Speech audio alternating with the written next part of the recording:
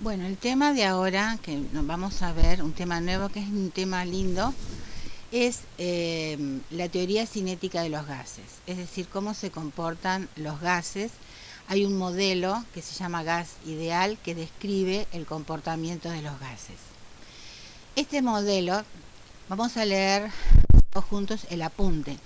Si ustedes tienen el apunte a mano, es bueno que lo leamos todos juntos, ¿sí? Por favor, bajen el apunte que les mandé en la plataforma y lo leemos juntos porque es lo que tienen que estudiar para entender los ejercicios. Los postulados de este modelo que explica el comportamiento de los gases tiene varios postulados que son fáciles de entender y enseñar a los chicos.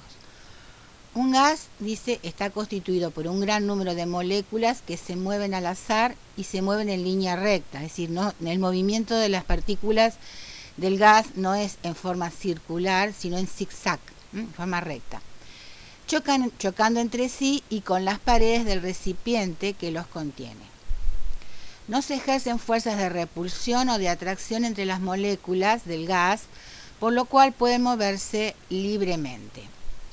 A ver, podemos ver esta simulación, ¿sí? Donde observamos que las partículas del gas se mueven libremente en forma de zigzag, pueden chocar entre ellas y también chocan contra las paredes del recipiente. Eso después tiene un significado.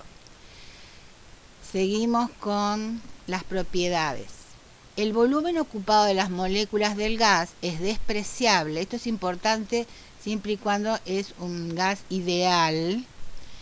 Es despreciable el volumen del gas comparado con el volumen del recipiente que lo contiene. Esto significa que el volumen de las moléculas es tan pequeño que puede considerarse puntuales. Bien. Cada molécula posee una energía cinética y existe una energía cinética media que es el promedio de las energías cinéticas de todas las moléculas y es directamente proporcional a la temperatura absoluta.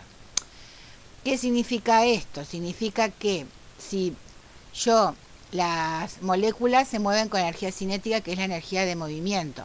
Esta energía cinética de movimiento de las partículas representa la temperatura del gas. Entonces acá hay un concepto un concepto nuevo. ¿Qué significa la temperatura?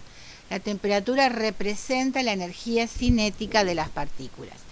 Si yo aumento la temperatura, las moléculas se van a mover más rápidamente. Si yo tengo un sistema en donde las moléculas se mueven, energía cinética disminuida, es porque la temperatura está disminuida.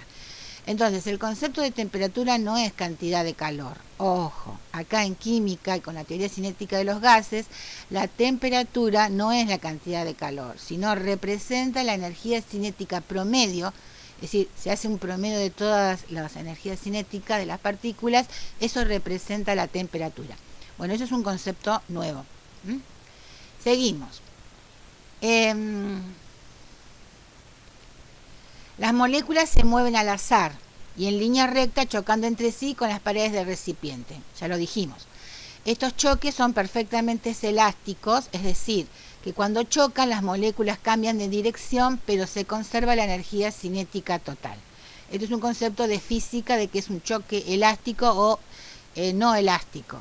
Elástico es cuando el choque solamente produce un cambio de dirección, no un cambio de energía.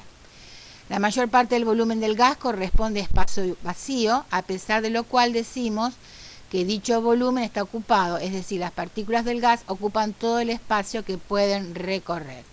En este caso, si yo quiero decir cuál es el volumen de este gas, es todo este émbolo.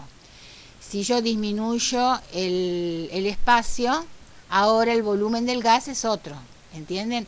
Es el volumen de un gas, no es el volumen de cada una de las partículas, sino de todo el espacio que recorren, aunque ese espacio la mayor parte es vacío. Como observan, hay vacío entre las partículas. Y hay poca fuerza, sea de repulsión o de atracción.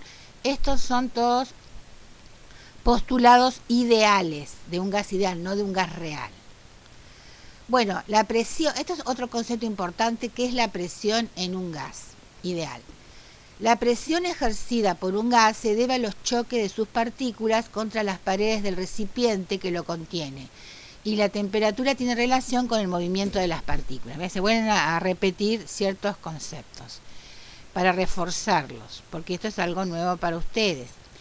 Entonces, ¿qué son los choques de las partículas? Ven, acá está en esta simulación los choques de las partículas contra las paredes. Los choques de las paredes contra las paredes representan la presión del gas. La presión del gas entonces está representado por los choques contra las paredes. Esa presión va a aumentar si yo aumento la temperatura, por supuesto. El número de choques va a aumentar. O si aumento el número de partículas. Bueno, vamos a bajar. Si yo disminuyo la temperatura, ven, va a disminuir la energía cinética de las partículas y el choque contra las paredes del recipiente. Es decir, que va a disminuir la presión.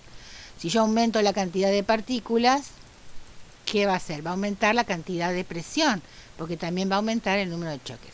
Y todas estas variaciones, manteniendo algo constante y algo variando, va a dar lugar a todas las leyes que están en el apunte, que cada una tiene sus fórmulas y que después hay que aplicar en la resolución de los ejercicios. Cuando calentamos un gas, estamos entregando energía, aumenta la temperatura, eso lo vimos en la simulación. Esta energía entregada se transforma en energía cinética, aumentando la energía cinética promedio del gas. Estos postulados se aplican a los llamados gases ideales, chicos, ideales, donde considera que el volumen de las partículas no se considera el volumen de las moléculas. Pero en condiciones a altas temperaturas y bajas presiones, ya no se comportan como gases ideales, sino que ya hay que considerar que los gases se comportan como gases reales y hay que hacer algunas modificaciones. Por lo tanto, ¿a qué llamamos a un gas ideal? Es aquel en que el volumen de sus moléculas y las fuerzas de atracción entre ellas son despreciables. Por lo tanto, no tienen efecto sobre el comportamiento del gas.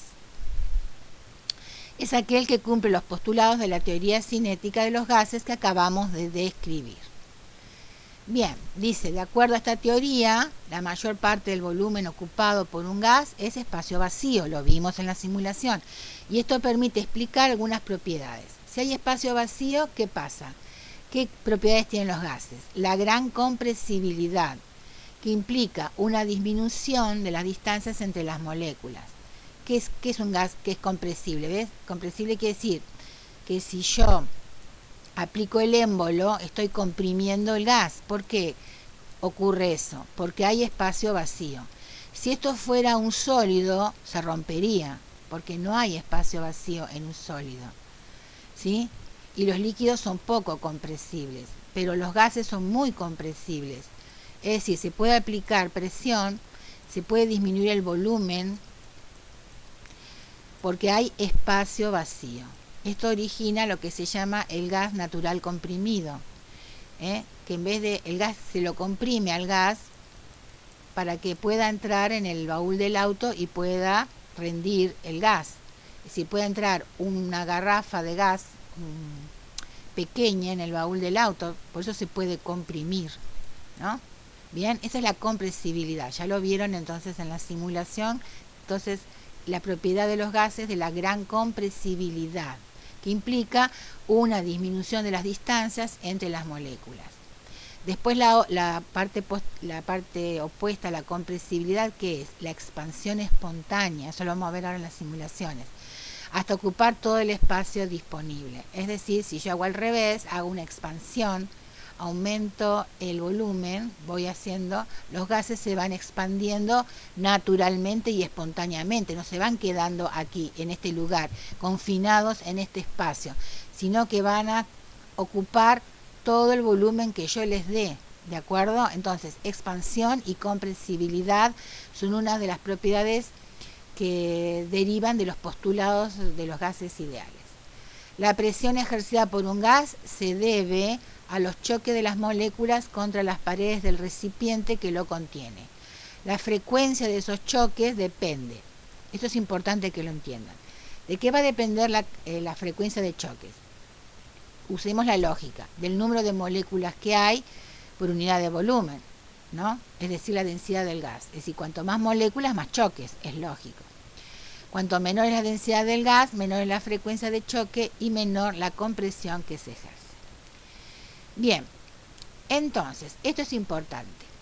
Cada vez que hablamos de gas en química o en física, no se puede decir, hay que definir estos 4 parámetros. Cuando hablamos de un gas debemos definir los parámetros que caracterizan al gas, que es a qué temperatura estoy midiendo el gas, a qué presión, cuál es el volumen y el número de moles. Estas son las variables que vamos a trabajar, vamos a relacionarlos con una fórmula matemática, vamos a resolver problemas, acá están basados los datos.